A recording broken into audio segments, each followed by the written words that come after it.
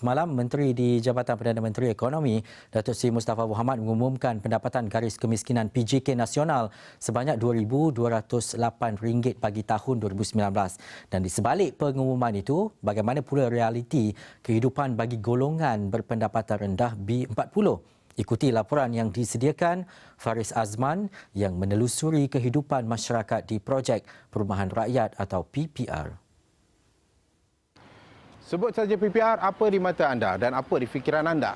Sudah tentu masalah sosial, keadaan yang agak sempit, begitu juga mentaliti. Tetapi itu semua berubah dalam tempoh 10 tahun atau 20 tahun yang lalu. Kini, masyarakat ini bekerja 2 hingga 3 pekerjaan dalam satu hari. Semata-mata untuk menampung keperluan hidup mereka dan menambah pendapatan isi rumah. Ini cerita yang saya bawakan.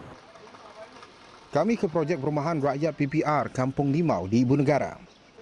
Jika dilihat dari mata kasar, keadaan dahulu dan kini tidak sama. Di sebalik itu, cabaran ekonomi paling terasa bagi golongan B40 ini. Mereka terpaksa membuat 2 hingga 3 pekerjaan dalam satu masa dalam memastikan kelangsungan hidup. Duduk KL ni cuma satu je, dia kena rajin usaha. Sebab peluang tu memang banyak, macam-macam boleh buat. Cuma rajin je. Kena rajin, kena kerebut peluang sebab hidup taraf kat KL ni memang susah sikit. Taraf dia tinggi. Jadi kena banyak usaha lebih lah. Kalau macam satu kerja, satu family tu rasa tak cukup. Sebab sekarang online punya bisnes lagi rancak kan, senang. Jadi mana ada kebolehan tu, cuma nak perlukan modal lah. Siti Aisyah Abdullah, 41 tahun yang juga ibu tunggal kepada 3 orang cahaya mata ini bekerja sebagai cikgu tadika separuh masa. Tidak terhenti di situ, dia turut membuat tempahan kek untuk dijual secara dalam talian. Itu pun pendapatannya tidak mencecah had garis kemiskinan yang diumumkan kerajaan semalam. Macam kita orang ada juga nak buat macam masing-masing sebab kebanyakan ibu tunggal dengan suri rumah kat sini dia lebih kepada buat online.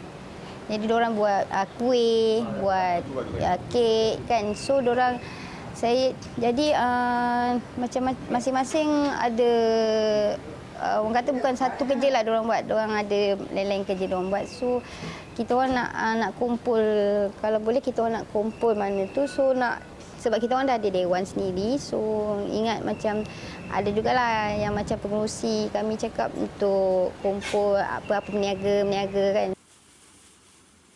Situasi sama dialami ibu kepada 8 orang anak, Rahimah Abdul Majid 56 tahun, yang tidak pernah berputus asa dalam mencari rezeki.